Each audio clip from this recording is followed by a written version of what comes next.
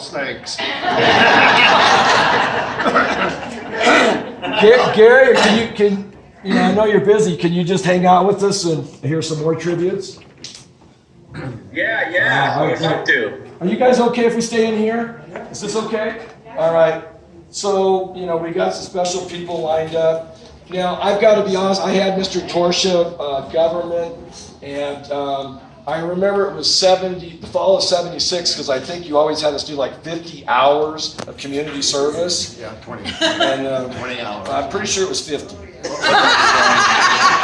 And Mr. Torchia, I'd like to get those hours back if I could. So anyway, I just remembered you. You're just such a great teacher. But I did reach out to some people that you had a lot more of an impact on their lives and everything than even I did. Obviously Gary. I mean, an hour and a half we were talking. You just instant friends. And Gary is, and his brother and Gilbert are just, lives that are transformed by the power of Jesus Christ. There's just no other way that you can say it. So I'd like to have a person from the class of 65 come up. And it was so nice. We've got people here you guys do me a favor. If you were graduating 64, 65, 66, wave your hand for us here. Give these people a big round of applause. Again, they filled me in on so much on the history of the school, the history of this man. I really appreciate it. But the first guy I want to bring up, and everybody just says his name's Woody, and it's like, all right, we'll go with Woody. Woody, can you come up and just give us a little bit about Mr. Torchia? This isn't for your rehearse. I haven't talked to him at all. You haven't talked to me about this, but I'd be happy to. Oh, somebody volunteered you. So. It's going to be short, but it's going to be really sweet. Okay. Hey, John. Not only did we go to the biscuit. Now I can call him John. Finally. I think I'm old enough, right? I'll start with your teaching. This man knew his subject, and he conveyed it. You didn't have to read the book, you just had to listen to him. And if you did, you learned stuff you wouldn't imagine. You couldn't hold on to it by reading the book, at least for me, and I thank you for that, more than anything else. And baseball, he liked to pitch at batting practice. He loved it. He was so good at it, he kept throwing me the same ball, I kept hitting it in the same spot. Time after time, always a hit. It would be a hit. I don't know how he did it. From my heart, John, I love you. Thank you. And you're really probably my greatest memory in school. And you're an inspiration for so many. I don't know what else to say. You made it easy.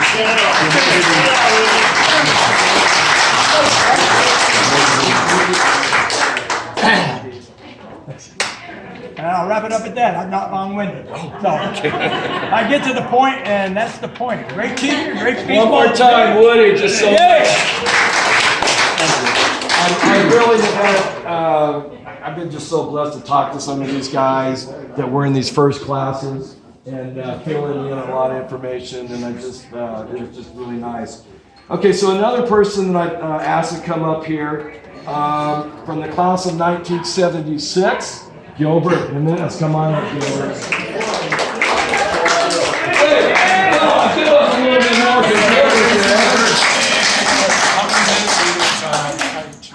Is he only 10 minutes? No. Hi, Gilbert. Hi, Gary. So a lot of good things.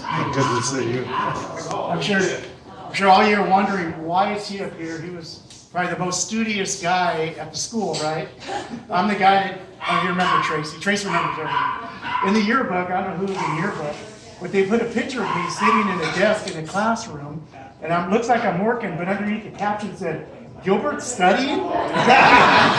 So with that said, and having Mr. Torchia, I could honestly say I just dodged your class because I knew that I'd have to work.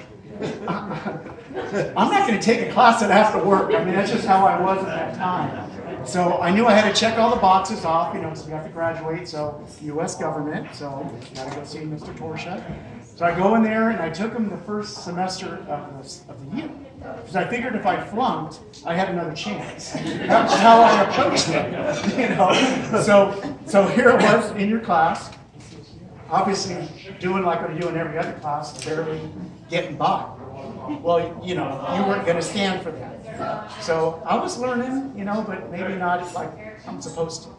So anyway, you came up to me in class, and because you always approached on a gentle side, you came up behind, and I remember you putting your hand on me and just saying, Gilbert, how you doing? Oh, I'm all right, doing pretty good.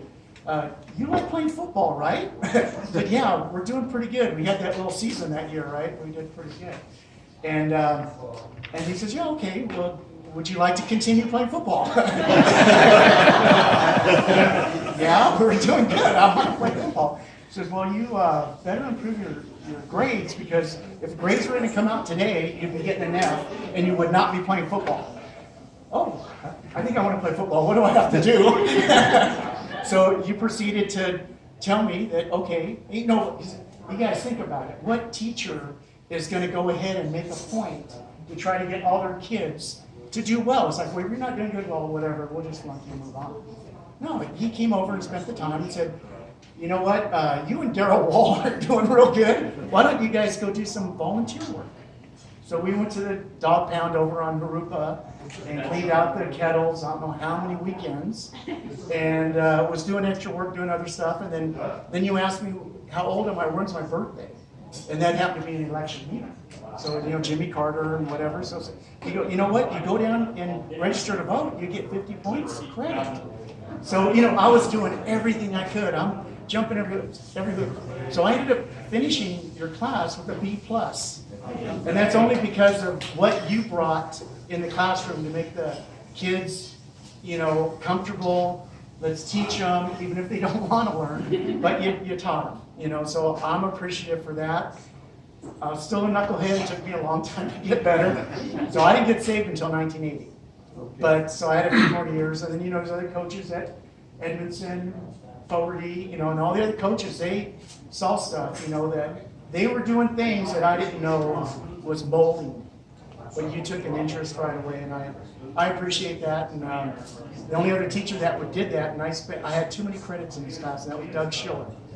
But I had a 40-year career in graphic arts and printing a newspaper. So I worked at Press Enterprise for the last 25 years of my career. So You'd be glad to hear that. yeah, so that was. I see him. Oh, yeah, then I want to get his address because I'd like to go Yeah, and reach out to he's him. back in Riverside. All right. That'd be awesome. But Mr. Torchia, you got me through government. I got to play football. So that was great. So good. Thank you. Thank you very much.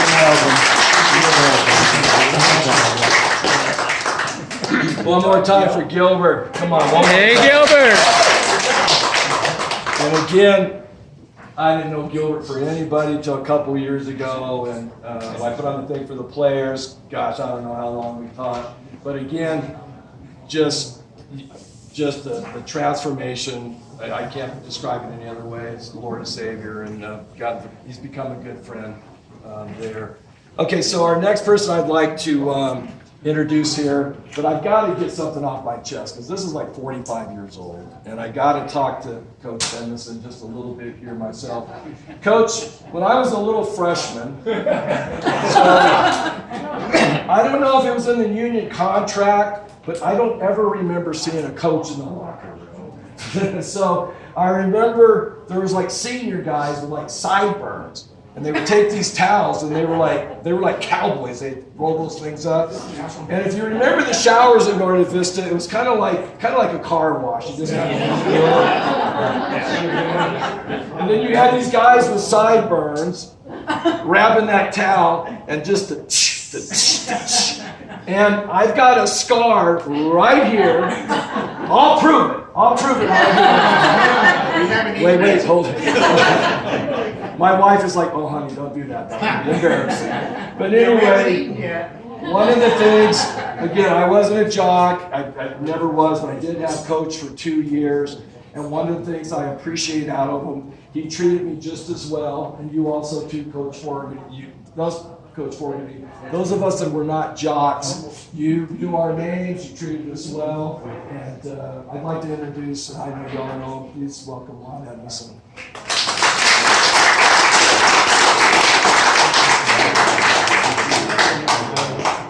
Well, one thing you notice, because at my age I don't memorize so well anymore, so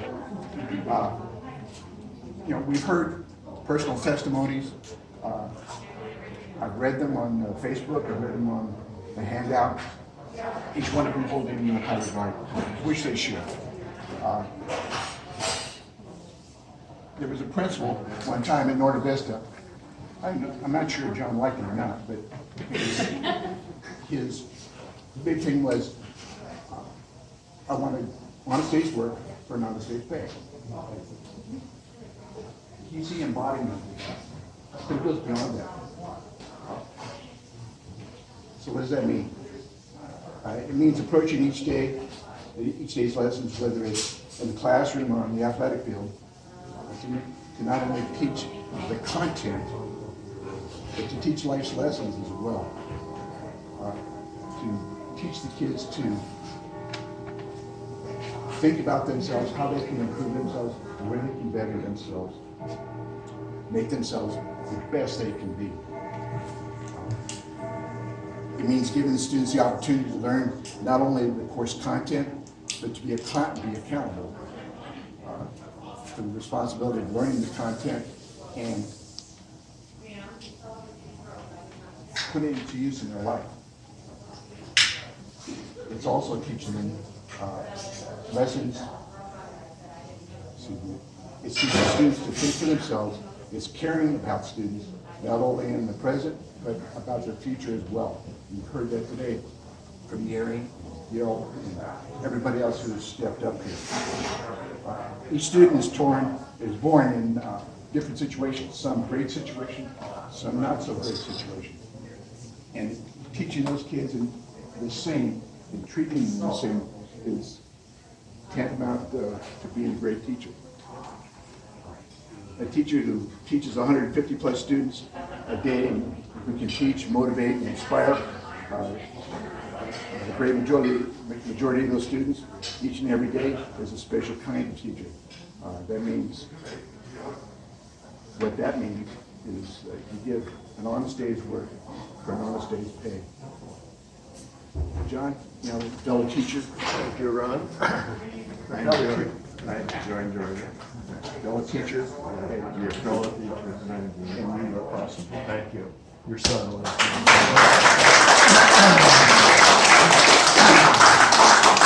All right, one more time, as we all know him as Coach Edmondson.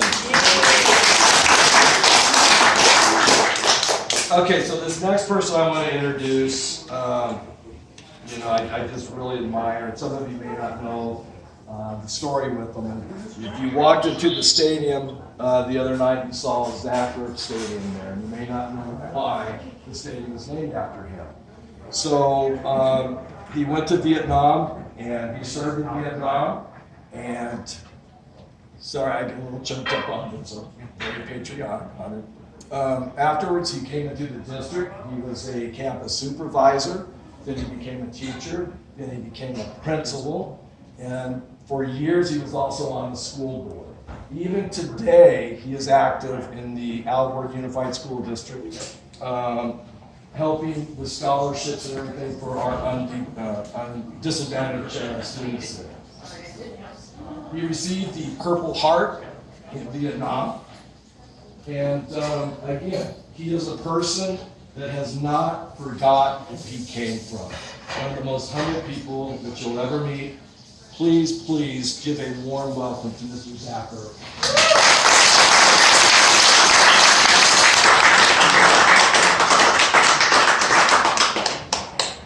I'm coming, John.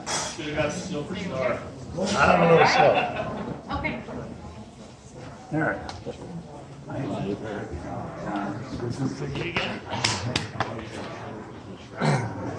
Uh-oh, you lost the picture. Let me kind of lean against this a little bit. John, that's crazy. I call him John. He's always Mr. Torchia.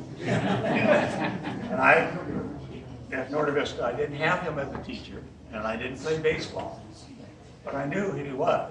Because all my friends, John was the best dressed teacher in the campus.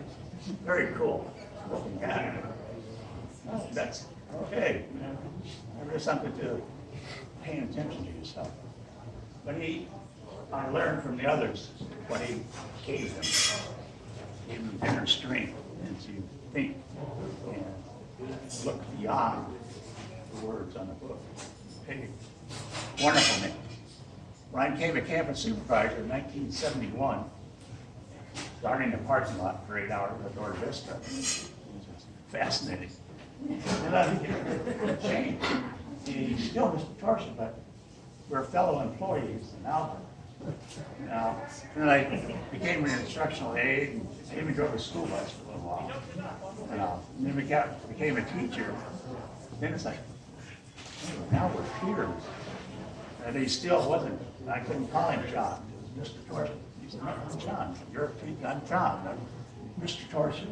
He's always, regardless, my Oakers. I've known him for a long time, seeing how through all the years he was teaching, we wanted to every time. As an administrator and school board member, looking to hire teachers, he was a role model. I was the person we were looking for, someone that had what he brought to the student. It's not just the skill of being able to teach the information, but you have to do something yourself. He made that. And he made a difference. And one of my favorite phrases, what I use a lot today, when I talk to kids and students, to everyone actually, become a person that makes a difference. He said, man, look at all of this here. John made a difference. So John, I want to thank you for that. And always just being a ultimate professional on the job. Thanks for your And a friend. And we got to know him through other ways. He married a school librarian. He was a single for a while, but he married a school librarian, but he did good. But anyways, I just want to say, it's just great. It's great. I've known you as a friend, as a fellow teacher, and just more as a friend. Thank you. It's gotten closer. I think it was about 2-3 weeks ago, the old guys, we're there, 16, 4, 5, 6, 7, we go to the football games a lot. Well, we decided for one of the games, we had a little late luncheon barbecue at my house. And we had a bunch of people came, we cleaned up, well, it was at my house, I was in the backyard, had fun, put things away. Everyone left, I found this card laying on the table. I don't know who it's from, okay, but it was laying there. Mr. Torchia had it, but he never had a chance to give it to you until today, but that's from someone from 64, 65, 66. Thank you. John was supposed to be there, but he, COVID things, he didn't want to get us in trouble. So, Thank you. so John, you're a wonderful man. Thank you. You're welcome.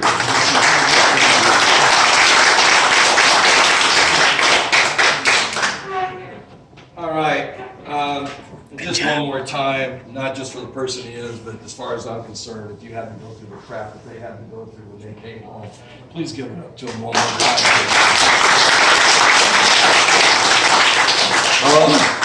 Things are smelling good, and what about this house? Isn't it like amazing? It's just incredible. And you got to work real hard on not coveting right now, right? And I'm kind of a passive-aggressive kind of guy. I'm going to go check my oil, probably use the show towels just to kind of do that there. Anyway, our last person that I'd like to have coming up, and I've asked him just to give a little bit of the history too that I've been able to get filled in for me from the class of 1966, and it was just so fun talking to him in this last couple of weeks too. Will you please give a round of applause for Mr. Mike Key?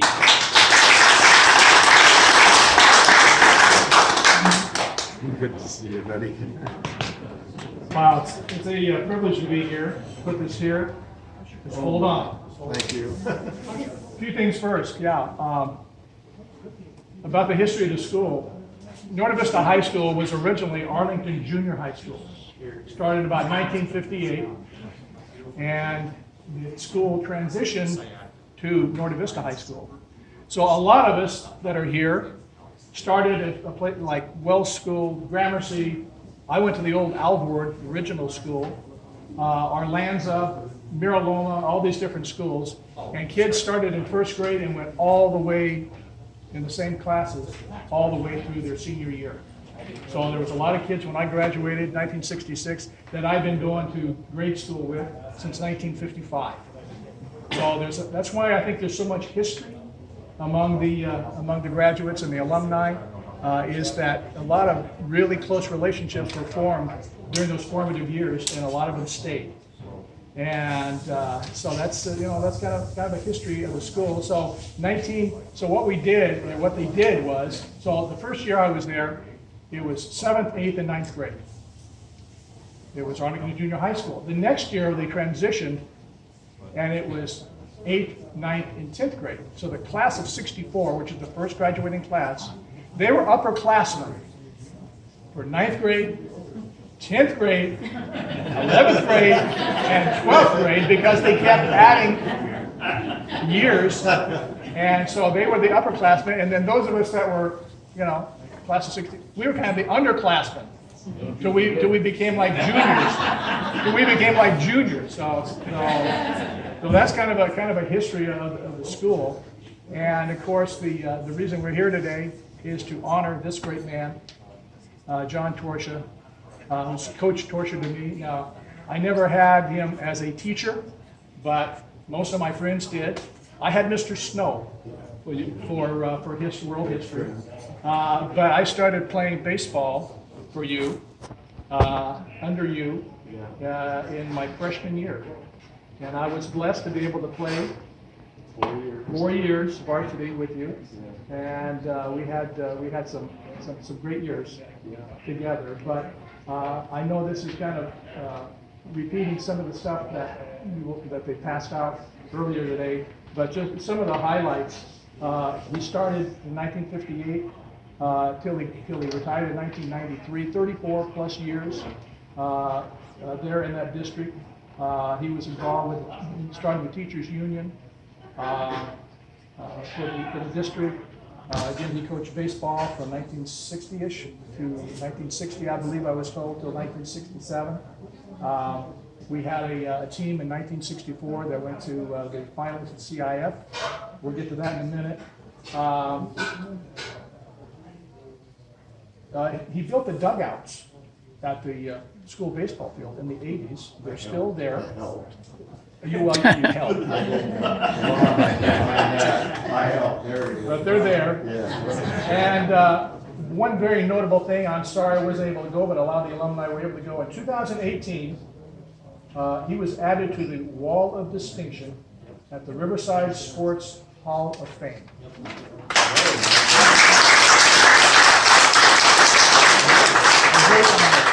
And of course, he married his beautiful bride, Jeannie Plunkett, who was assistant librarian. And I used to hang out at the library, and she and I would talk, for the longest times. I'd tell her all my girlfriend problems, and so she was a great mentor too. She had a great relationship with the students. Everybody loved her, and it was so great that they got together, kind of secretly at first, right? Yeah. A well-known secret. A well-known secret.